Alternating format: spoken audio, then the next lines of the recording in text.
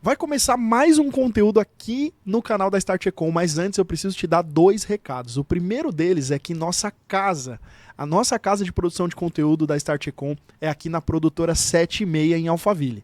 Então você que pensa em produzir um podcast, fazer evento, gravar curso, aqui é o maior ecossistema, um ecossistema completo de soluções para você que quer produzir seu conteúdo. Então, se você quiser saber mais sobre a produtora 76, é só clicar aqui na descrição desse episódio que você vai ter acesso a toda essa estrutura, essa mesma estrutura que a gente utiliza aqui na Start Econ. E o segundo recado é que você que é head de e-commerce, diretor de e-commerce ou gerente de e-commerce, se você lidera uma operação de e-commerce, você pode, além de consumir os nossos conteúdos, participar da nossa comunidade. É só você clicar aqui embaixo também, tem um link para você fazer a sua aplicação, responder ali um questionário e caso você seja aprovado, você vai participar daquilo que eu considero o nosso maior ouro, que é a troca entre os heads que acompanham nossos conteúdos aqui. A gente já tem centenas de membros e você tem um grupo exclusivo no WhatsApp. E vocês podem trocar informações entre si, além de participar também dos nossos eventos presenciais que acontecem toda primeira segunda-feira do mês. Então, clica aqui embaixo, antes de consumir o conteúdo, faz a sua aplicação e depois volta aqui que vai começar um episódio. Começando mais um episódio do Caixa Preta aqui no canal da Start Econ.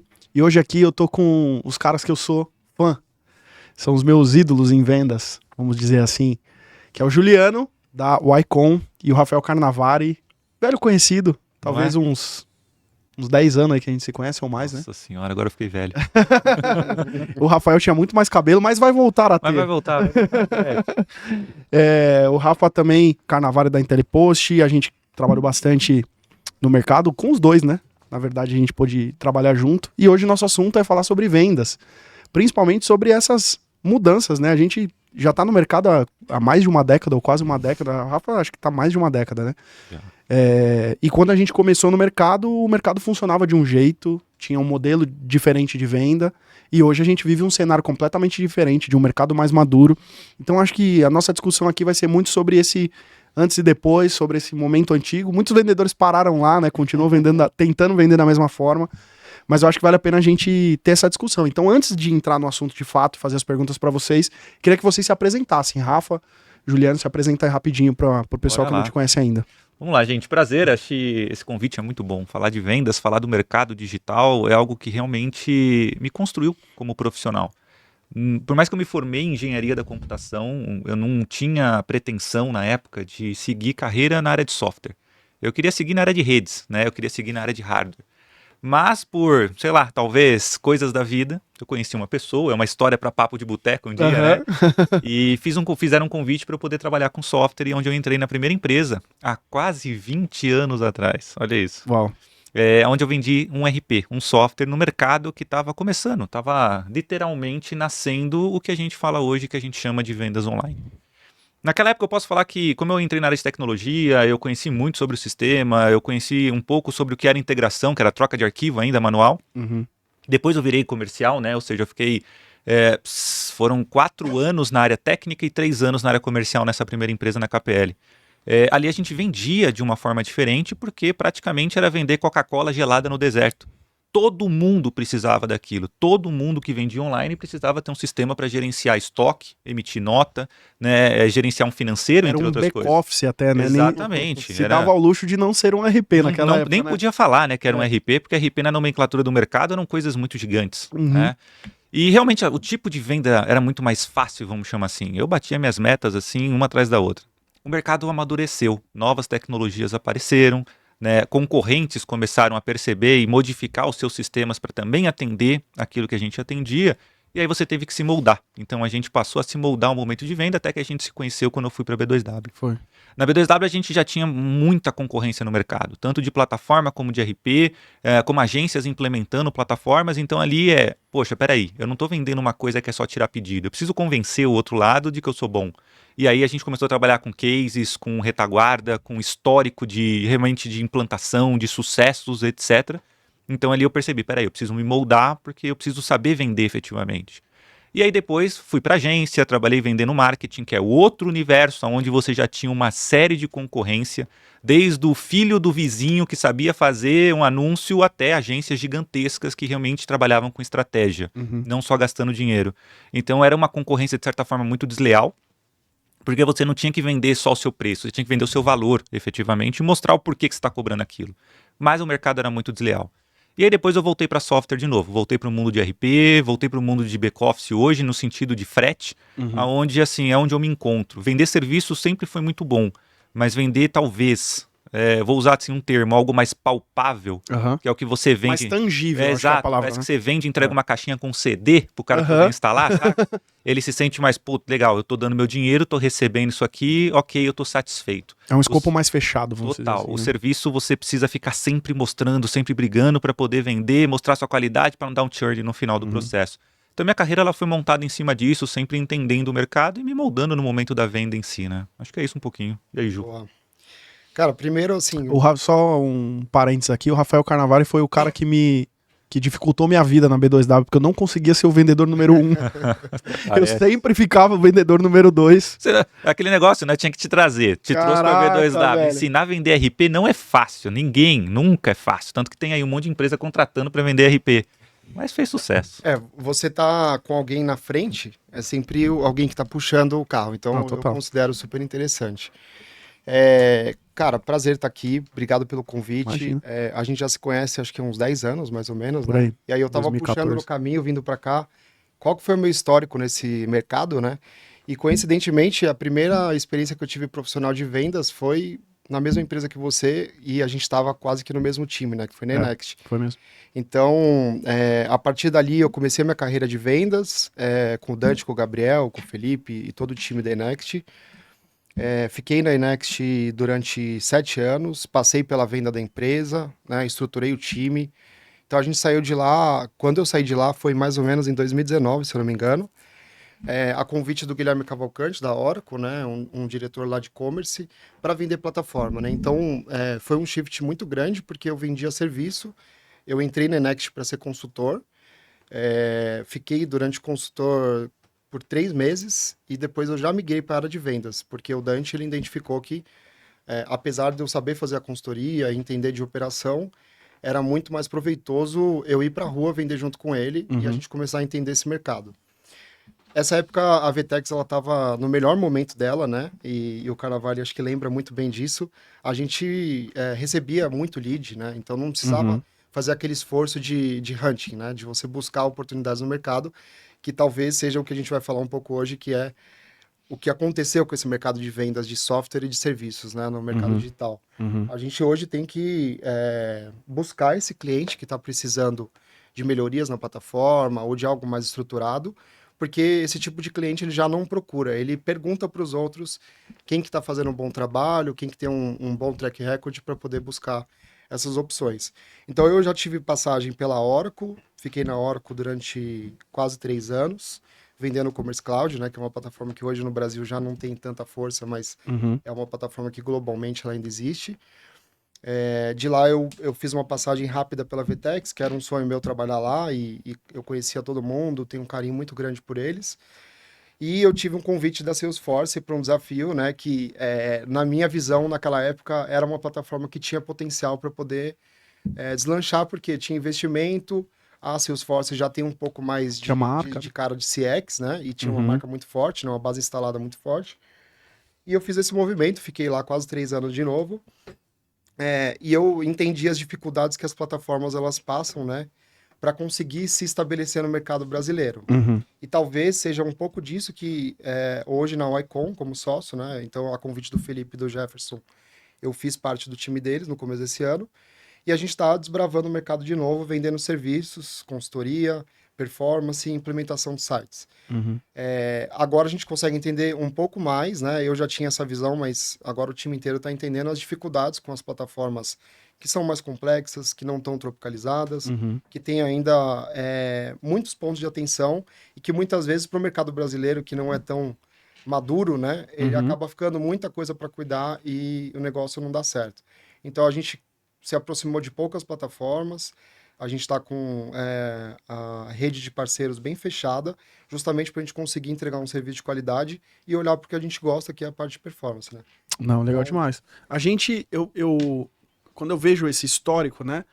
Que eu também fiz movimentos parecidos de ir para software, depois serviço, agora estou em software de novo.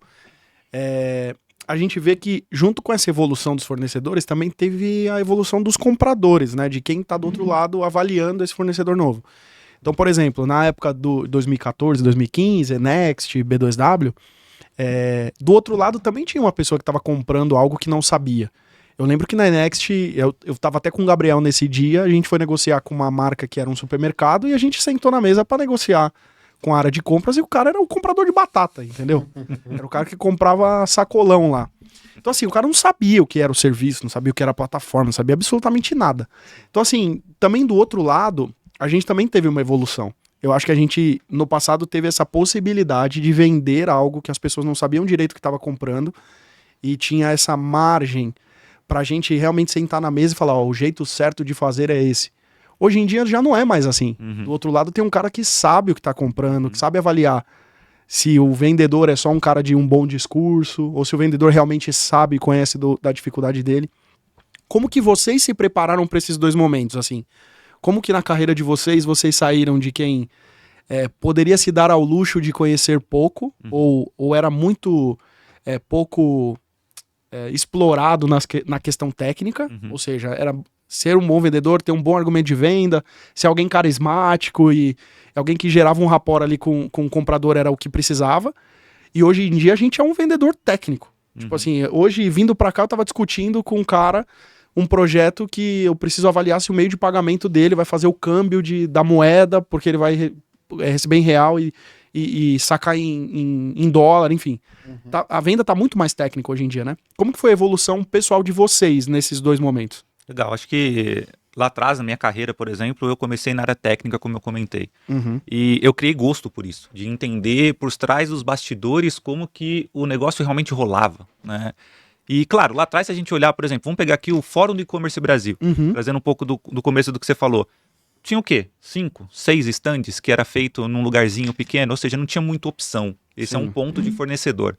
O outro é pessoas no mercado que conhecem efetivamente ferramentas ou conhecem do digital, que também não tinha. Estava nascendo esse mercado, né? Quantos heads de e-commerce não foram ex-head de televendas que foi migrado para o e-commerce? Um monte, cara. Então você não tinha muita opção de o cara que entende versus possibilidade de fornecedores no mercado. Então dá um match muito rápido e é isso que tem para hoje, vamos colocar para rodar.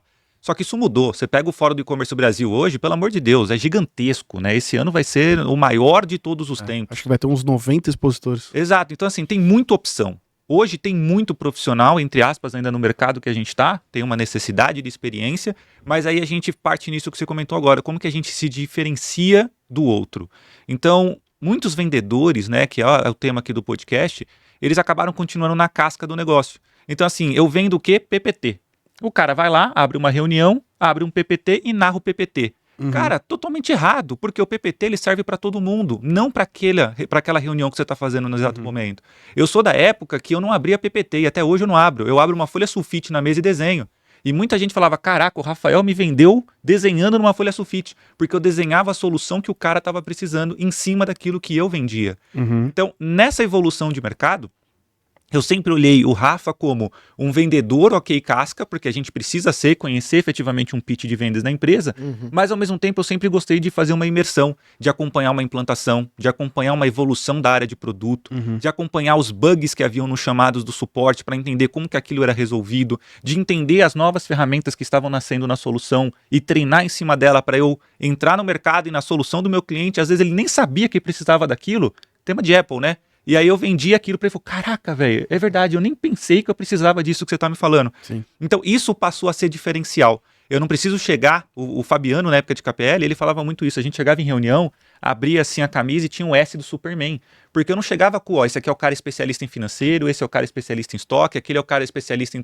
Não, era nós, a gente era o vendedor que tinha que saber tudo, né? Então isso é que eu chamo do famoso vendedor mosca branca. É o cara que senta na mesa e você vai falar com qualquer um ali, para poder fazer o projeto acontecer. Ali você ganha a confiança do cara, porque a venda ela é particular, é one-on-one. Mas a maioria dos vendedores hoje faz a venda 1 para N. Abre o PPT aí, serve para todo mundo, não vai vender, cara. Desculpa. Eu não. Estendendo a pergunta para você também, para falar um pouco disso, eu não fui alguém que construiu a carreira em vendas desde o início. Então eu era desenvolvedor, depois fui gerente de projeto, depois fui para a área comercial. Então eu acho que essa visão consultiva também se dá a isso, porque se olhar para você, também não foi alguém que construiu Não. uma carreira no comercial. Não. Foi alguém que veio de suporte, de implantação e depois comercial. Estendendo para você, como que foi essa mudança, né, essa sua transição? E também você se estende a isso, né? Você veio de consultor para o comercial, ou seja, também é uma visão de entrega, de um compromisso com a entrega, né? Muito mais do que só o compromisso com a assinatura de contrato. Antes da Enext, eu fiquei 2 anos numa operação de e-commerce para poder entender todos os, né, a gestão de uma agência, a parte logística, o retorno de produto, o saque, e começar a entender um pouco de tecnologia, porque eu ainda era muito cru nesse mercado. Isso aí era 2012, né? Uhum. Quando eu entrei na Enext, eu já tinha uma base legal, porque a Enext me atendia nessa operação. Então, eu sabia o que cobrar, tudo. Então, Você era cliente da Next? Eu era cliente da Enext. Enchi o saco do Danilo, do Felipe ali, com correções bestas, que, lógico, no começo da carreira você acaba pegando em pontos que não fazem tanta diferença. Então, eu entrei na Enext fazendo a consultoria da Arezzo, né? Então, já era um projeto extremamente robusto, com a Hybris. Então, ali já foi uma escola interessante. Uhum. Mas a Enext, ela tinha muito viés de consultoria. Então, para mim, foi um pouco mais fácil, porque a gente tinha que construir DRE do cliente. Uhum. E aí, lá você via o custo das coisas, o quanto isso pesava na operação. Então, a gente tinha um discurso muito legal. Eu lembro que, na época, você chegava na frente do cliente, fazia uma apresentação, tinha 10 pessoas na sala, faltava eles baterem palma. Porque, realmente, não tinha muita gente no mercado que sabia fazer isso. Uhum. E a gente se destacava bastante. O que eu vi ao longo dos anos, e que é natural, né, no mercado brasileiro, todo mundo evoluiu muito, ficou mais maduro, a exigência é muito maior. E um ponto que a gente não pode esquecer é que existiram muitas vendas erradas, muitos projetos com problemas, plataformas que não suportaram operações. Então todo mundo ficou meio calejado. Hoje é muito mais difícil você fazer uma venda. Ele já chega com 10 pés atrás, né? Quem está te ouvindo. Mas se for falar em relação ao que a gente mudou daquela época para hoje, é que lá tinha muito mais volume, apesar de ter uma boa conversão, né? Mas o ticket médio era mais baixo. Hoje a gente já está jogando um jogo na Ycom, pelo menos, de um ticket médio mais alto, com empresas mais maduras, a barra sobe mais ainda. Então a gente precisa de 2 coisas: saber falar de negócio. Se a gente não souber falar de negócio, a venda não acontece para serviço. E o segundo ponto é ter uma boa rede de referências. Os clientes têm que estar felizes.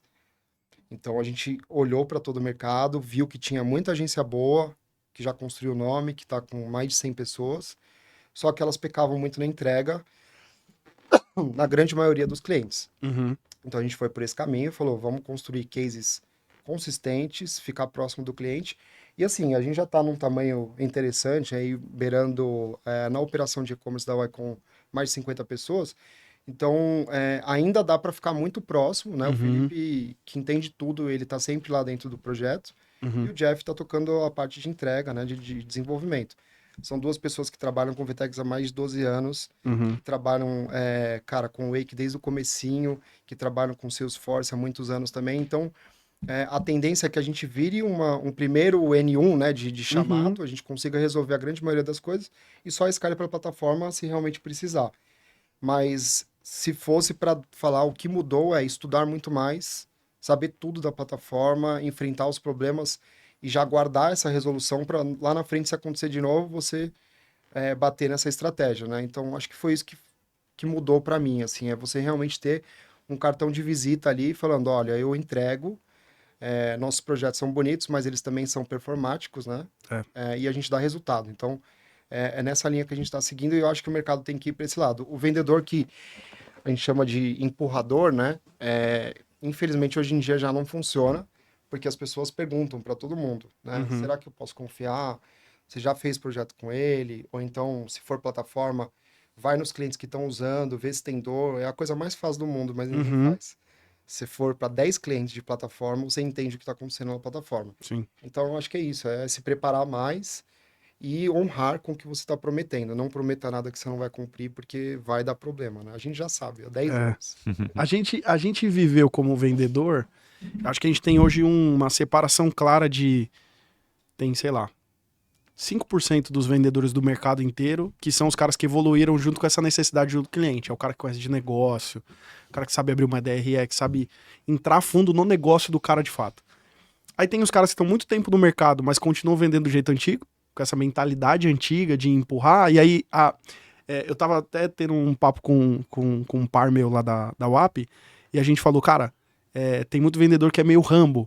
O cara vende muito, mas ele gasta uma munição, ele fala com 250 pessoas e ele vende um. Então, pô, o cara tá vendendo muito, mas, cara, olha o tanto de tiro que o cara tá tirando pra todo quanto é lado, né? Mas eu acho que eu vejo muito desse caminho que você comentou de uma concentração em menos deals. Cara, o Rafa é prova. Quando a gente tava na B2W, a plataforma que a gente vendia, que era Bseller, nem existe mais hoje, ela era o rodapé do site da Americanas e do Submarino. A gente tinha, sei lá, chegou a ter 4 vendedores, a gente recebia, cada vendedor, 200 leads por mês, fácil. assim. E a gente respondia o e-mail, a gente recebia o e-mail com a pessoa, a gente respondia o e-mail e a gente só dava continuidade naqueles que devolvessem a resposta, porque não dava tempo de ficar atendendo a todos. Então, assim, aquele que deu resposta, eu dou continuidade em marcar uma reunião. Se o cara nem me respondeu, é desqualificado. Porque tinha muito volume. Essa já não é mais a realidade. Né? Então, às vezes, eu ainda vejo que algumas empresas ainda botam muita fé no vendedor e quer montar time de vendas gigantesco. Não, contrata mais vendedor para vender mais. Cara, as oportunidades não existem mais na mesma quantidade. Né? Não é sobre ter mais vendedores. É sobre ter vendedores mais com visão mais de negócio para poderem se aprofundar mais naquelas negociações que demoram mais, que a gente precisa estar mais dentro dessa... Não sei se vocês têm essa mesma percepção, assim, de que o mercado acabou tendo, sei lá, 90% dos vendedores ainda estão sendo o cara lá de trás, que só decora o pitch, que domina uma coisa ou outra da ferramenta ali, mas que não tem essa profundidade de negócio, né? Não sei se é a visão de vocês. O problema, acho que, de todo mundo que vê vendedor, fala assim, esses caras ganham muito para bater papo, né? E todo mundo quer ser vendedor. Então, o mercado ele acabou tendo essa certa prostituição por conta disso. Todo mundo fala, todo mundo vende, todo mundo faz qualquer coisa. Aqui a gente tem alguns problemas, tá? Que você foi falando, eu fui elencando na minha mente. Primeiro, a gente tem o tipo de vendedor que realmente ele é apaixonado por dinheiro. Então ele vai vender a qualquer custo. Dane-se, porque eu quero receber minha comissão e pôr no meu bolso. Ruim, porque ele vai se queimar. Né? Ele vai vender o que não tem e depois ele sabe que vai mudar de empresa ou fazer alguma coisa, ninguém mais vai querer comprar dele. Mas ele está olhando o momento, não o futuro. O segundo ponto é quando você tem empresas que eles não olham a questão do LTV da empresa. Eles só querem saber de new logo. O que está entrando de novo aqui? Eu só quero saber o faturamento, mas não o que está saindo. Então, eles fazem uma pressão gigantesca no vendedor para poder bater meta, né? Trabalha muito isso, a questão de ansiedade, de estresse, a saúde mental do vendedor vai pro buraco. Colocar dentro de uma sala e todo mundo ficar ligando junto, né, Rafa? A gente sabe. Então, assim, isso é muito ruim, porque você vai forçar o vendedor a fazer uma venda muito mais rápida, sem ter efetivamente a certeza que aquilo vai ser implementado. Você tem churn no final, mas não importa, você vendeu, assinou um contrato a qualquer custo. Então isso é muito ruim. E por outro lado, as empresas também não olham a questão da semeadura, porque hoje a gente conseguindo um relacionamento com uma empresa e tendo uma venda, um ciclo de venda um pouco maior, 6 meses, 8 meses, cara, mas você tem uma venda muito mais segura, você tem um cliente muito mais parceiro, você tem um case de sucesso implementado onde você consegue afetar todas as áreas da empresa. Vendas está fechando e recebendo lead, marketing tem um case maravilhoso para poder implementar e o time de CS tem uma relação muito boa com o time de suporte junto com o cliente porque o cara tem um LTV gigantesco com você. E melhor, ele é mais um vendedor teu que vai falar de você bem para todos os lados. Exato. O que facilita hoje a questão da prospecção. Você falou uma coisa que é o Rambo. Hoje o cara chega, ele ama muito dinheiro, tá tomando uma pressão violenta na empresa, ele sai atirando. Qual que é o lado ruim da empresa? Fica mal falado porque o cara liga para todo mundo, vira televendas. Hoje você quer um cartão? Hoje você quer um cartão? Hoje você quer um cartão? Pô, tossa o telefone, o mercado tá saturado. Eu mando hoje uma mensagem no LinkedIn só por obrigado, né? Queria fazer parte da sua conexão, porque eu gosto de seguir as pessoas. Ninguém mais me aceita. Porque já vê lá o meu cargo, olha lá, vendedor, mais um que quer me vender, não vou aceitar. Eu não consigo me linkar mais com ninguém hoje em dia. Sim. Então, isso é um grande problema no mercado que eu vejo, né, Ju? Acho que... Não, colocou no cargo diretor comercial ou qualquer coisa comercial, ferrou, né? Ferrou. Repelente, né? Exatamente. Não, então, a gente tá enfrentando exatamente esse dilema dentro da YCon agora, né? Porque a gente, desde o começo, recebeu muita indicação, né? Uma empresa relativamente jovem, e a gente trouxe muita história do mercado, né? Então, a gente bateu em todos os clientes que a gente já atendeu algum dia, projetos interessantes que cabiam ali para a YCon, mas chegou no momento que secou a fonte. Então, a Uhum. gente tem que pensar em estratégias para realmente buscar.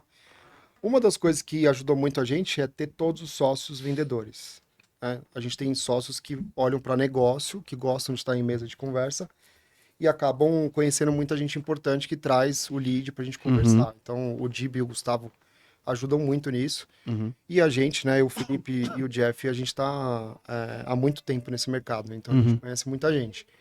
Mas você precisa fazer algumas outras estratégias e pensar em outras coisas que tragam gente para a conversa, né? Que você consiga realmente apresentar a empresa, pensar num projeto, fazer uma análise e mostrar para o cliente que você consegue ajudar ele. Já tentamos inbound, já tentamos e-mail, já tentamos cold call por WhatsApp. Uhum. Tem efetividade, mas a conversão ela é muito baixa, Uhum. né? Então, talvez num cargo como o nosso, não faz mais sentido você ficar fazendo cold call por conta do tempo. Você pode Uhum. usar para coisas muito mais importantes. Então, a gente começou a focar primeiro em parcerias, né? Então, olhar para quem está próximo da gente, para quem a gente entende que está no mesmo caminho, que tem aquela garra de crescer, né? Porque a gente precisa crescer muito para poder Uhum. chegar onde a gente quer. Não é um crescimento de 10, 15% ao ano, né? É um crescimento de 100% ao ano durante um bom tempo. Então, para isso, a gente precisa ter mais energia e aí a gente começou a pensar em várias coisas. A parte de parcerias ajudou muito, Uhum. né? Nem se fala, a StartCom, ela tem ajudado bastante a gente, porque é um universo que justamente faz o que eu te falei, que é trazer referências, né? Uhum. Quem foi atendido pela Icon, como foi a experiência e se eu posso confiar. A partir do momento que o cliente tem esse aval, praticamente você está com a venda ganha, né? 50% do trabalho já está feito.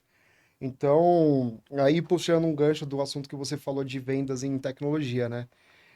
No começo da conversa aqui eu estava falando da diferença de você vender serviço para produto, né? Uhum. Para tecnologia. A venda de serviço, ela é uma venda, como que eu posso dizer? Ela é mais focada em problemas, né? Então, eu quero, dentro dessa conta, olhar para o que eu posso melhorar de performance, o que tem de errado, por exemplo, em SEO. Se você está recebendo pouco tráfego, a gente consegue identificar onde estão as coisas. Para a plataforma, virou um pouco commodity, né? Uhum. No Brasil e acredito que no mundo inteiro. Então, quem tem se destacado nesse mercado é quem oferece mais suporte, por incrível que pareça. Então, quem está mais próximo, quem tem uma Uhum. estrutura um pouco mais enxuta, onde você consegue falar com quem resolve Uhum. mais rápido, né? Uhum. O que nas americanas a gente não consegue, é o que está fazendo a diferença, justamente porque o público já está muito calejado. Então, eu acho que para essas duas vertentes, são vendedores diferentes. Eu tive que me adaptar várias vezes na minha carreira, né? Uhum. Mas eu entendi que venda de tecnologia ela é uma venda mais demorada, mais complexa, mais consultiva e mais técnica, Uhum. né? E você tem uma concorrência brutal. Uhum. Você pode cair a qualquer momento ali na concorrência e você nem sabe. Você Uhum. vai saber daqui 20 dias. Quando a gente fala de venda de serviço, você fica muito mais próximo do cliente, porque ele precisa de você. Uhum. Então você tem uma troca mais interessante, a venda ela é com um ciclo de vendas mais curto, né? A gente está com 27 dias lá na Ycom, Excelente. da primeira conversa até a venda na média, justamente porque o cliente ele já chega meio moldado, você já sabe o problema dele, você fala que vai resolver, quem vem dá o aval e tá feito o negócio, né? Então, eu acho que é mais nesse sentido, assim, não adianta ficar colocando gente para dentro da equipe, né? A gente está aumentando a equipe, mas é porque a empresa é nova, né? Uhum. Ainda é muito pequeno esse setor, mas o que vai fazer a diferença é entregar bons projetos, estar próximo do cliente e saber falar de negócio. Eu vejo que no serviço, assim, também a gente, nós três passamos por essa coisa de software e serviço, né? No serviço, eu vendi as pessoas. Uhum. Então, assim, tem um escopo de SEO, tem um não sei o que lá, mas, É cara, é o time X que fez o desenvolvimento de tal marca, é o cara de performance Y que cuida da marca X. Então eu vendia muito as pessoas que estão aqui fazendo o resultado do, sei lá, do Mambo, e aí eu consigo vender para um outro supermercado. Então, em serviço eu tinha muito isso. Em software, no final do dia é a funcionalidade, o que está desenvolvido. Quando você fala de commodity, de fato porque não tem nada que eu consiga lançar na WAP hoje ou na Well, tanto faz o produto, que daqui 3 meses o mercado inteiro não tenha desenvolvido. Então, assim, numa época antiga, a Vtex, por exemplo, tinha lá o Smart Checkout. Cara, como eu ganhei dinheiro na Vtex vendendo por causa desse Smart Checkout? Cara, hoje em dia só muda de nome, mas todo mundo tem esse mesmo Smart Checkout que não tem senha, blá blá blá. Por quê? Porque hoje não tem, a barreira de desenvolvimento já é curta. Não tem nada que você vá desenvolver na IntelliPost que daqui 3 meses não tá em todas as outras soluções de tecnologia. Então, de fato, o que a gente aprendeu em software? A gente também tem que vender as pessoas. Então, eu também tenho que vender meu time de CS que está aqui cuidando da marca X. Eu também preciso vender o suporte que cuida de tal marca e eles vão estar aqui também. No final do dia, eu preciso pôr uma camada de gente ali. Porque, de fato, funcionalidade por funcionalidade, um tem, o outro não tem, daqui 2 meses todo mundo tem, e daí o outro vai pensar uma funcionalidade nova que também daqui a pouco o mercado todo tem. Então, hoje a gente tem olhado muito para isso. Primeiro, essa questão da proximidade, e segundo, também ter essa camada de vender gente, né? Tipo, ó, eu tenho um time de CS que é quem tá cuidando das estratégias de crescimento dessas marcas e também vai olhar para sua, com a minha tecnologia. Mas eu também tô precisando colocar uma camada de serviço, vamos pensar assim, né? De vender gente para eu ter, de fato, diferencial. Porque se for bater funcionalidade por funcionalidade, é muito parecido, né? E não há nada que o outro vá desenvolver que eu não vou criar daqui 3 meses, entendeu? Exato. Uma vez que eu ver no ar na loja de alguém, daqui 2, 3 meses tá no ar na minha, entendeu? Exato. Então fica uma competição meio desleal mesmo, Só né? fazer uma observação, né? Tanto é verdade o que a gente está falando que as plataformas brasileiras foram as que mais se destacaram ao longo dos anos e as que conseguiram continuar. Justamente por isso. Porque a gente tem muito mais suporte, né? Se a gente pega uma Magento, tem empresas muito grandes cuidando de vários clientes e que conhecem muito a plataforma, mas não é o caso, por exemplo, de uma OAP e uma VTEX que nasceram aqui no Brasil, cresceram o ecossistema aqui no Brasil e hoje tem uma rede de pessoas influenciadoras de suporte e também recomendadoras, né? Promotoras. E eu vou mais muito longe. grande. Entre o app e VTEX e talvez o Wake, também ganha aquela que está mais próxima. Entre as brasileiras, ainda a disputa é com quem tem proximidade. Então, a WAP tem muito mais proximidade com os clientes do que a VTEX, por motivos óbvios. A gente é menor que eles, a gente está mais perto dos clientes e tal. Então, isso também é uma vantagem entre as brasileiras. Então, assim, se você igualar só as brasileiras, ainda assim, o fator proximidade, caminhar junto, reunião, TCS, ainda assim vai ser um diferencial. Total. Porque no final do dia, quando você vai olhar as funcionalidades, tudo tem. O promocional, o kit, o não sei o que lá. Tá tudo muito parecido em funcionalidade. Então. Uma coisa, só para finalizar essa parte aqui, uma coisa que eu tenho visto muito ao longo desses anos é que quando você tem um ecossistema integrado, isso não é novidade para ninguém, a plataforma deslancha. Então, as que não ainda têm o ecossistema todo integrado estão correndo atrás disso hoje. Sim. Até a própria Shopify, que é americana, ela tá Não, anunciaram hoje, eu pelo menos vi hoje, integração de checkout transparente com Pagar.me. Perfeito. Olha isso. Como algo, um lançamento. Para uma plataforma gringa, de fato é um lançamento.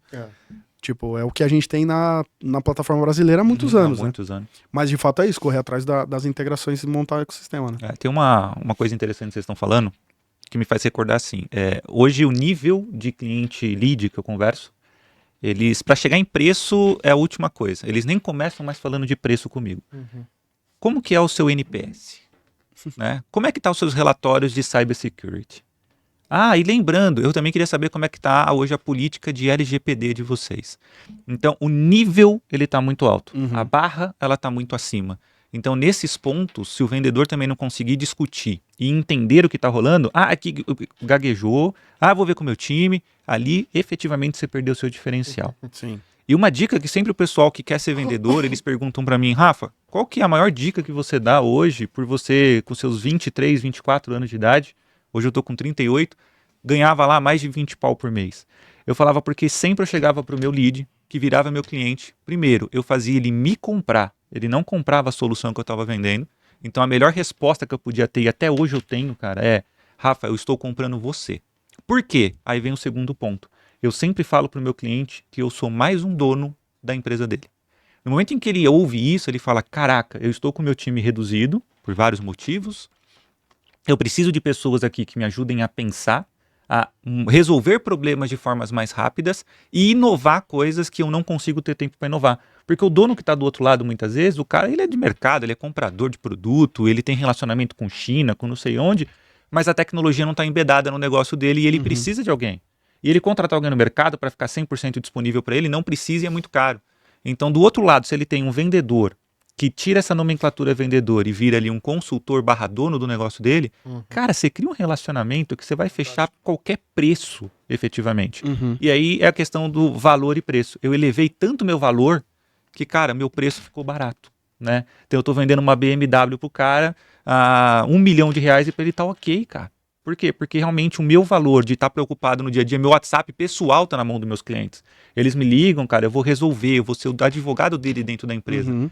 Então aí a gente começa a separar esses vendedor, cara, que vou vender qualquer coisa a qualquer custo, vendedor de carro igual a gente estava falando aqui. Não, cara, não é isso. Deixa eu entender primeiro a tua família, para onde você vai, aonde você mora, a necessidade que você tem, para eu te vender efetivamente aquilo que faz sentido. E ó, teve problema, me chama. Mas é que infelizmente a cultura de várias empresas de vendas, principalmente as americanas, elas criam um ambiente onde a pessoa ela só olha para o número. Só olha pro número. Venda goela abaixo. Ela precisa fazer aquela cota porque ela está sendo cobrada. Segunda-feira tem forecast, ela não tem história. Tem daily, né, mano? Não tem? Tem Então. daily, reunião de venda e daily, final de mês, Na Icon, todo dia, começa de manhã. Na Icon a gente faz forecast segunda, quarta e sexta. Mas é muito mais tranquilo, né? Sim. Numa empresa americana é um negócio quadrado, Uhum. com uma cobrança extrema e é dashboard, né? O número vai lá para cima e você tem que estar com um número bom, não tem jeito. Exatamente. Então eles acabam vendendo errado no desespero, né? Porque são vendedores de primeira viagem, muitas vezes eram gerentes de marketing antes, ou outras posições até, que não fazem até parte do nosso mercado, caem nessa cadeira e tem que mostrar resultado, porque é um ambiente competitivo, né? Todo mundo que tá lá vende há muitos anos, já ganhou muito dinheiro. Mas nisso até vendedor bom, cara, acaba sendo prejudicado e perdendo a motivação. Eu acho que o ambiente, assim, em todos os lugares que eu saí para ir para um outro lugar, foi o ambiente. Uhum. Não foi o produto que eu vendia, Uhum. não foi a satisfação dos clientes. Sempre foi o ambiente. Tipo assim, o ambiente ficava ruim, começava a não contribuir para aquilo, ou uma pressão excessiva, ou muitos problemas daquilo que a gente já vendeu, né? Estamos vendendo tanto que o time não tá dando conta de entregar na mesma velocidade, daí isso gera Nossa, isso é absurdo. Isso gera uma reputação negativa pro vendedor. Eu só tenho meu nome, né? Como vendedor. Né? Então, assim, se começar meu nome ficar ruim, eu preciso pensar o que eu vou fazer. Então, todos os lugares foi por conta do ambiente. Nunca foi porque, porque o produto é ruim, ou porque não tem mercado, ou porque eu não tô dando conta da cota ou da meta que eu tenho. Nunca, cara. Assim, 99% dos lugares foi o ambiente. Exato. Ou uma pressão excessiva de liderança, ou um tipo de... A gente sabe, na área de vendas tem muito, né? Um tipo de organização não tão clara das regras. Uhum. Então, tudo isso vai criando um lugar que pro vendedor fica ruim. Mas a maioria das vezes nunca foi por conta de o produto é ruim, o mercado não aceita o que eu vendo, vou vender outra coisa porque isso aqui tá difícil, o mercado não tem aceitação. Não, cara. Sempre tinha bom produto, ambiente, só que essa coisa do dia a dia, do ambiente que era criado, que gerava algum tipo de repelia. Teve uma empresa só que eu passei que eu tive essa preocupação, quer dizer, todas eu tenho, né? Mas eu tive a preocupação pontual e o dono da empresa, realmente o meu gestor, ele se preocupou, que eu falei assim, cara, a gente tá vendendo muito, o time não tá entregando, tá voltando muita reclamação e eu não sou esse tipo de vendedor. Na hora ele mandou um e-mail pro responsável pela implantação, CEO, falou assim, se eu perder o Rafael, a empresa tá ferrada. Então, assim, efetivamente, vocês dão jeito porque ele precisa vender o que a gente consegue entregar. Se não consegue entregar, levanta a bandeirinha que a gente dá um jeito aqui no comercial. Aumenta o preço, promete prazo daqui a 1 ano para implantação, mas a gente precisa ser justo e claro. As outras empresas que eu trabalhei e eu ia reclamar, a resposta que eu tinha é, esse problema não é seu, vende que a gente resolve. Nem a pau, desculpa, porque é o que você falou, é meu nome que tá ali na frente. Sem condições. Então, né? o vendedor ele não tem que ser resiliente só porque a meta no dia seguinte ela renova, né? A gente vendeu hoje, é que nem cachorro, não tem passado, né? Não tem O que passado. você vendeu ontem, todo mundo já esqueceu e você tem que vender de novo hoje e amanhã. Então acho que por esse ponto você sempre se sente pressionado, mas além disso, você tem quando a gente fala de uma empresa de tecnologia, você tem que arquitetar o plano entre várias pessoas, né? O pré-vendas, né? Que é a parte técnica, eventualmente o parceiro, às vezes são 3 parceiros, você tem que fazer com que todos mandem a proposta ao mesmo tempo, para não ter discrepância, e controla preço, e controla escopo. Então, assim, existem muitos desafios na vida de um vendedor de alta performance, porque ele sempre vai ter problema, ele sempre vai ter meta, e ele sempre vai querer ganhar mais dinheiro. Essas 3 coisas que empurram ele. Exatamente. Se ele perder uma delas, ele começa a perder um pouco o gás do vendedor e talvez não seja um lugar para ele, né? Exatamente. Mas E vou te dizer, a psicológico nunca tá terceira 100%. do dinheiro, ela só te motiva por um tempo curto, cara. Eu digo isso por experiência própria, assim. Se você tiver uma não entrega Ou seja, você vende, depois disso tudo vai virando um problema para você resolver, porque se não for o primeiro celular que toca, é o segundo. Né? Invariavelmente é o segundo telefone que vai tocar o do vendedor. Vou resolver com quem tá me entregando. Não me atendeu, toco o telefone do vendedor e aí, mano, você que veio me vender aqui, me ajuda, né? Invariavelmente, esses 2 pontos, o dinheiro não tem força para sustentar. Porque você pode até estar ganhando dinheiro, mas se seu telefone tocasse, se você vê que sua reputação tá ficando pior, se você vê que tem um ambiente que não é favorável, que as regras de jogo não são tão claras, você pode até estar ganhando dinheiro, cara. Mas você vai seguir por um outro caminho, né? Então eu vejo que a área de vendas, muitas vezes as pessoas acham que é talvez a parte mais simples ou a parte mais legal, né? Mas tem uma responsabilidade tão grande com a nossa reputação, porque se um CS meu fizer algum problema com o cliente, vai ser a empresa que fez um problema com o cliente. Exato. Amanhã ele vai trabalhar em um outro lugar e ninguém lembra do nome do CS. Agora, se um vendedor fez uma cagada numa marca, nunca mais ele vende para essa marca. Nem se ele quiser vender uma caneca de porcelana, ele não entra lá. Porque a gente vende a nossa confiança. Exato. É a nossa moeda de troca, né? Quanto mais confiança a gente tem das pessoas, mais a gente vende. E eu acho que é mais além, Igor, assim, você tá lidando com empresa, você tá falando com um cara. 2, 3, de repente quem está tomando a decisão. Debaixo deles tem várias famílias. Dependendo da solução que você forçou vender, do serviço que você forçou vender, que não presta para aquela empresa, você quebra a empresa, cara. Olha a quantidade talvez de desemprego, de não faturamento, de ser empreendedor no Brasil, que é difícil para um caramba, e você ainda mais empurrar uma venda e prejudicar o negócio do cara. Então todas as minhas vendas são assim, eu deixo de vender se eu entendo que aquilo não cabe naquele momento, para aquele case, para aquele lead efetivamente. Então, isso é muito importante para nós vendedores. Agora, vender a qualquer preço, cara, não é o tipo que eu vou fazer na minha vida, nunca fiz dessa forma. Se vier pressão do tipo, cara, vai vender. Não, desculpa, eu saio, eu prefiro deixar de receber meu salário para poder viver mais feliz e contente sabendo que eu fiz a coisa certa. Isso sempre foi a minha regra de ouro, e eu sempre aprendi isso com muita gente no mercado. Venda como se a empresa fosse tua. Você compraria? Tanto que eu olho 3 fatores quando eu entro numa empresa. Produto. Uma vez escutei uma frase do Roberto Justus: eu só vendo aquilo que eu compro. Pessoas, com quem eu vou trabalhar? Porque na boa, eu não estou no emprego para fazer amigos, mas eu também não estou para poder puxarem meu tapete a toda hora e querer me usar. E por último, olha o salário. Para você entender que, cara, não é qualquer coisa que me compra. Eu não me vendo por qualquer valor.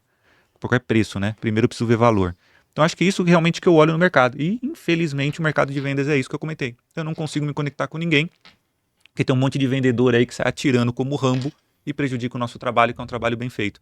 E aí até uma dica para você que está assistindo e está aí no mercado de SMB, que a gente está falando de um mercado talvez mais self-service, que precisa de um contatinho, a proposta ela vem rápida, ok. Já que você está passando por um processo de enterprise, quanto tempo você demorava para mandar uma proposta da Oracle?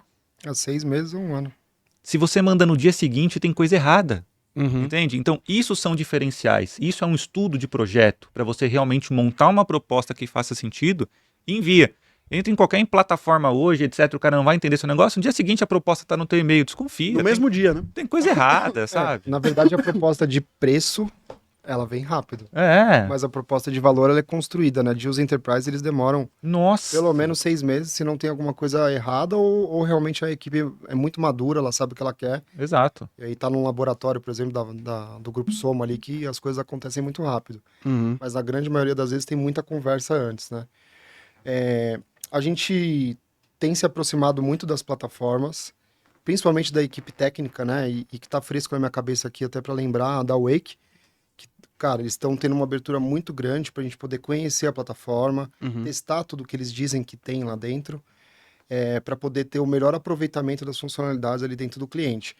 Então, eu usei a Wake como exemplo, mas isso serve para todas, né? Tanto a VTEX, Shopify, a gente está se aproximando muito das plataformas, sanando todas as dúvidas para nós sermos vendedores dela. Não quer dizer que eu vou bater no mercado inteiro oferecendo plataforma. Acho que a gente já entendeu que esse não é o papel da agência. Mas quando vem uma oportunidade para mim de um vendedor de plataforma, eu espero fazer o melhor trabalho possível dentro dos meus concorrentes. Porque o cara tá me trazendo um lead aquecido. Claro. Quem não percebe Não tem o lead valor mais disso... não tem lead mais quente do que o lead que vem da plataforma. Exatamente. Né? Porque lá também do nosso lado, aqui na UAP, por exemplo, a gente já estressou pra caramba. Até chegar no momento agência, já teve validação, já teve demo, já teve estudo de viabilidade. A gente também já estressou muito. Quando chega na agência ou no parceiro implantador, cara, já 70% do ciclo de venda já foi concluído, né? Aqueles steps a gente já avançou. Sim. Então, sem dúvida, é o lead mais quente que tem no mercado hoje, né? E a UAP, ela tem uma equipe jovem, né, de vendedores, que são de mercado, são pessoas que a gente conhece, e a Wake é a mesma coisa, a Vtex. Então, eu acho que as relações, né, os negócios são feitos entre pessoas, não só você e o cliente, mas todo mundo que está envolvido na venda, porque é uma venda complexa. Para que fique tudo bem azeitado, tem que ter conversa, tem que ter alinhamento, o mesmo propósito, né? Porque se uma plataforma ela traz 3 concorrentes para poder implementar o projeto, então você está brigando com mais 2, quase que virou uma commodity. Então você tem que dar algum jeito de se sobressair. Como? Se aproximando do vendedor, entendendo realmente a dor do cliente, porque ele conversou mais com ele. Como que eu posso te ajudar? Será que eu posso facilitar a forma de pagamento do cliente? O que está pegando aí no DRE de vocês? E conversa junto com o cliente também para poder chegar numa conclusão. Essas vendas são as que têm tido a maior conversão para a gente. Você fazer um cold call e oferecer um serviço, a chance de você encontrar um problema ou realmente conseguir uma rede de conexões de confiança, ela é um pouco mais difícil. Então, isso sintetizando um pouco da nossa estratégia de estar próximo do mercado, conhecer com o que a gente está trabalhando, né, para ter projetos bem entregues, e o resto acontece sozinho. Eu acho que realmente uma construção de nome de agência é a parte mais importante de todo o negócio. Em várias deals que eu participei como vendedor, o cliente, em algumas vezes, sempre falava assim, putz, mas você foi o único que me questionou isso. Cara, quando eu via isso do cliente, eu falava, puta, ganhei essa venda. Ganhei essa venda. Porque assim, tô eu mais 5. Eu fui o único que questionei isso, ou seja, o cara vai ter a percepção de, cara, esse é o único que tá mais interessado, esse é o único que talvez saiba o que tá fazendo. Exato. Né? Então, fazer boas perguntas, se aprofundar mais, também é um motivo de diferencial, né? É uma estratégia. Poxa, foi o único que me mandou essa questão na proposta, foi o único que me levantou esse alerta sobre essa integração, né? No caso de software. Então, também é um fator de diferenciação, né? Total. Esse background você pega da onde? Toda essa carreira que a gente vem falando, toda a parte técnica, a vivência que a gente teve, que mostra o nosso diferencial.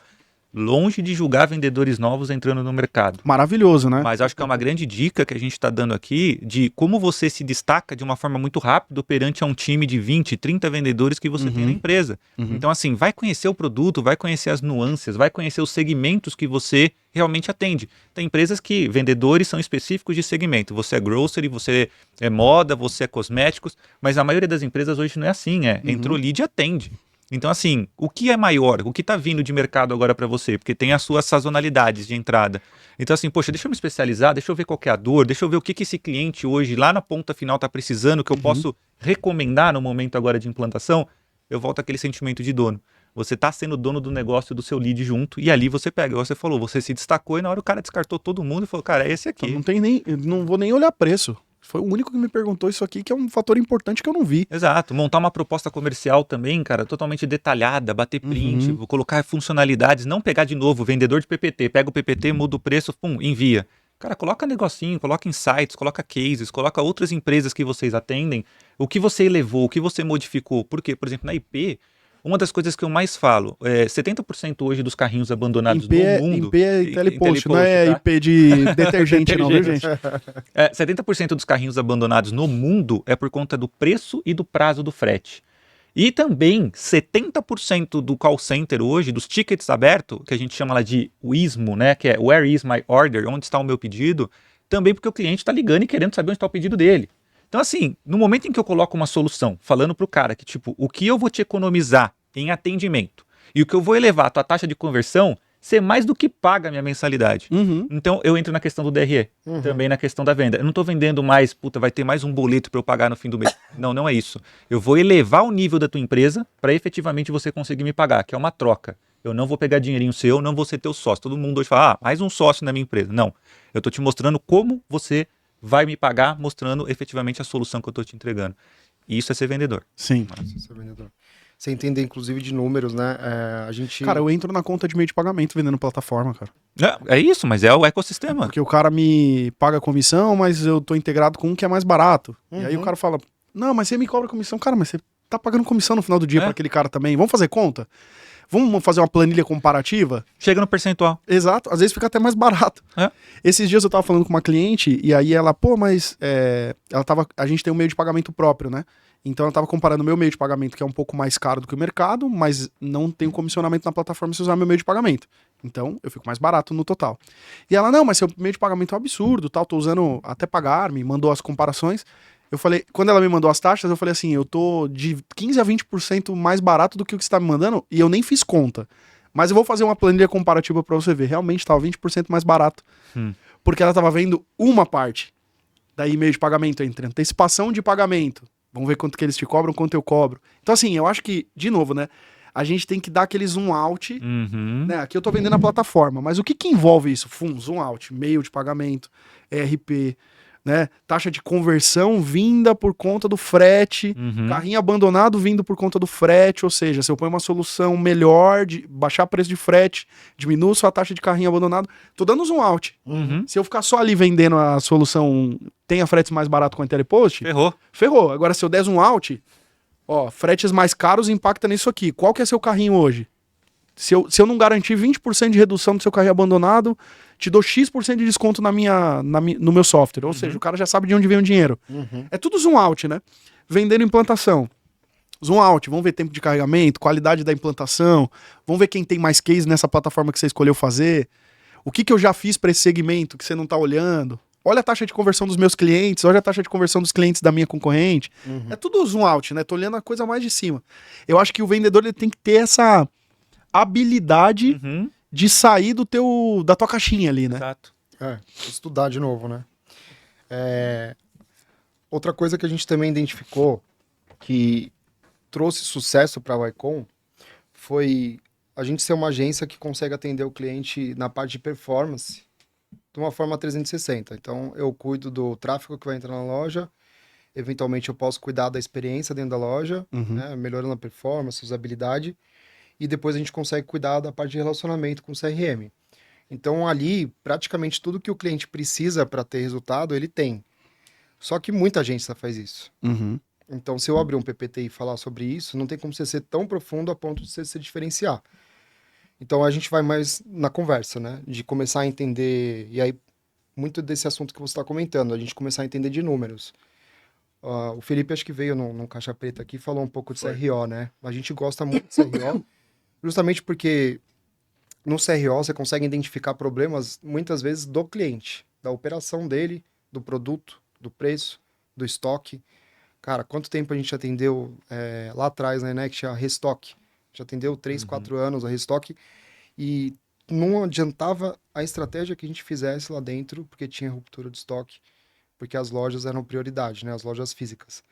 E aí você pode mandar o tráfego mais qualificado possível, ele tá no momento de compra, ele não vai comprar porque não tem estoque e, cara, assim, são coisas que a gente não consegue influenciar. Então a gente só fala pro cliente, fala, não está convertendo por isso, resolva. Ou então, foto do produto mal tirada, preços discrepantes da concorrência, quando é um produto que é de multimarcas. Então, a gente não olha só para a parte de tecnologia, né, para performance, a gente olha muito para o negócio. Então, tudo que a gente falou aqui está indo para o mesmo caminho. Tem que estudar, tem que entender Quanto mais um pouco eu conheço melhor, de negócio, mais eu vendo. mais eu vendo. É isso A aí. preparação para você sentar na mesa, porque as pessoas estão muito mais preparadas também do outro lado. E muitas vezes você está falando com alguém mais velho que você, e isso acontece comigo todos os dias, né? Eu não sou o cara mais novo do mundo, tenho 36 anos, mas sempre eu tô falando com alguém de 40, 45, 50, cabelo branco, que nem eu. E a gente Barba tem que branca estar serve? a gente tem que estar preparado, não tem jeito. É um jogo de gente grande, que a gente decidiu jogar, mas existe um mercado maravilhoso de SMB, né? Como você comentou, que dá para você fazer um trabalho um pouco mais de entrada para aprender. Eu recomendo ir por esse caminho, né, para você aprender ali num ambiente um pouco mais fair, porque Enterprise acho que é começar a rotina, né? Você vai ser um SDR, você vai ser um BDR que vai grudar no vendedor, que vai entender as nuances e as malícias para efetivamente você se tornar um SMB e aí você pula para um vendedor Enterprise. Não quer dizer que a carreira tem que ser assim, né? Você às vezes adora ser SMB, vender low ticket, porra, tá bom. Agora, eu quero ser Enterprise. Eu sei que meu ciclo de venda é maior, mas, cara, é um tiro de bazuca quando acerta. Eu acho que depende muito da personalidade. E a gente já teve essas conversas anteriores, né? Porque quando a gente trabalhou junto na B2W, eu era um cara que vendia muito mais quantidade e ele vendia muito mais ticket. Então, se olhasse GMV, ele vendia mais. Se olhasse quantidade de lojas, eu vendia mais. Porque eu gostava de vender mais, porque aquilo me motivava. Exatamente. Ter contrato todo dia, toda semana, teve vezes que eu vendia 3 contratos no mesmo dia. Aquilo me motivava. E ele ficava lá, cara, sei lá, 6 meses na Canção Nova. Trocentas reuniões. Loja do mecânico. Eu falava, mano, que você tá com isso. Só que o deal dele era meus 15 deals que eu trazia. Porque ele focava nas vendas mais complexas e maiores. Só que isso é muito da personalidade. Por exemplo, eu vi outro dia um cara comentando, acho que foi um jogador brasileiro que jogou no Barcelona com o Messi. Eu não lembro qual foi exatamente. Que ele falou assim, ó. O jeito da gente fazer o Messi jogar bem era nos primeiros 5 minutos do jogo, ali 10 minutos, o Messi tinha que pegar na bola pelo menos umas 3, 4 vezes. Porque se isso não acontecesse, ele se desligava do jogo e esquece. Não tinha Messi naquele jogo mais. E isso é um pouco comigo. Assim, se eu tiver... Cara, você vai cuidar de 7 deals por ano. Nossa, velho. Vou ficar muito desmotivado. Porque eu vou passar meses, talvez sem vender nenhum projeto. Isso é muito ruim pra mim. Eu sou o cara que precisa estar tocando na bola toda hora. Então eu vou sempre escolher o middle marketing, não o enterprisezão, né? Aquela conta gigantesca que você vai ter 5, 6 vendas no ano e vai bater sua meta. Mas eu vou sempre pro caminho do middle, brincando com o enterprise um pouco, mas ficando no middle para ter um pouco mais de volume, porque eu preciso pegar na bola todo o tempo. Isso é fantástico. Eu acho que é muito da personalidade, né? Isso mesmo. Eu não sei o Rafa, mas a gente adora middle. Eu gosto muito de middle, cara. Adoro. Realmente é uma carteira de clientes que tem um pouco mais de agilidade, mas no meio do caminho você pega projetos grandes. Você pega projetos com empresas maduras, com gente que sabe falar bastante de negócio. E você não tem aquela burocracia de compras, né? Assim, por mais que sejam deals grandes, ele toma bastante tempo. Você recebe depois de 4 meses. Aquela tensão, né? Cara, assim, eu recomendo todos os vendedores passarem por alguma empresa de tecnologia americana para aprender como funciona o negócio. Porque você negociar com compras, só quem já negociou antes vai conseguir te ensinar alguma coisa, porque é bem peculiar. Nossa. Só quem preencheu um Ariba... Eu ia falar isso agora. Na hora que você receber um e-mail, que você Do foi convidado por um Ariba, aí a gente volta no novo feliz, podcast. Mas saiba que você vai ter muito trabalho. Quando você preencher um Ariba, você vai falar assim, puta, eu bati no topo da área de vendas, né? Tipo, preenchi um Ariba ali de compra. Surreal. Meu Deus do céu. Eu falo assim, eu gosto do feijão com arroz, mas vira e mexe, colocar uma pimenta malagueta ali, cara, que essas vendas enterprise bom, viu? A venda enterprise tem que ser o gosto, por cozinhar a coisa ali, entender que vai demorar. O João Teixeira, que é o diretor de vendas pra Enterprise dentro da UAP, ele é o cara que gosta disso. Tipo assim, se ele vender 7 por ano, ele tá estourando foguete. E engraçado que ele tem bastante energia, né? O João, ele é agitado, ele tá sempre fazendo alguma coisa, mas ele consegue virar essa chavinha na hora de deal. Eu já sou um cara que prefiro as coisas acontecendo mais. Pra tocar na bola, Falo né? pro Felipe, se eu fico um mês sem fazer um contrato ali, eu já começo a ficar meio desmotivado, alguém tem que me empurrar. Eu e o Igor tinha isso, né, Igor? A gente entrava na empresa, trocava de empresa. Cara, eu tenho 30 dias pra acertar o primeiro gol. Não, mas você tem sua rampagem e tal de treino. Não, primeiro mês eu tenho que fechar. Né? Na B2W foi assim, né? A gente foi tomar um café e aí o Rafa me falou de uma oportunidade que tinha lá na época, eu tava na Enext. E aí, cara, ele fez a ponte pra eu ir pra B2W. No final do dia foi isso, assim. E aí, quando eu cheguei lá, eu falei, cara, eu preciso vender no primeiro mês. Ele falou, não, cara, calma, que tem a rampagem, você vai entender do produto. Eu falei, não, cara, eu preciso vender no primeiro mês. Preciso vender no primeiro mês. E aí foi, né? Você acha que eu vendi 1 ou 2 nessa época. Foi sim. Cara, e no primeiro mês, mas é porque eu preciso, cara. Preciso fazer gol. Tipo assim, não tem jeito. Todo mês eu tenho que colocar uma bola pra dentro. Eu conversei recentemente com uma empresa gigantesca de software, tanto de WMS, TMS, visão embarcador e transportador. E são de fora, né? Encontrei no evento e eu falei, quantos projetos você vende no ano? Ele, 2. Nossa, cara, jamais. Não conseguiria. E 2, assim, milionários projetos. Sim. 2. Eu falei, gente, como você aguenta a ansiedade? Ele falou, cara... Tipo, ele fala com 20 empresas no ano. Mas cara, é perfil, surreal. isso daí, perfil de comportamento, eu acho. É.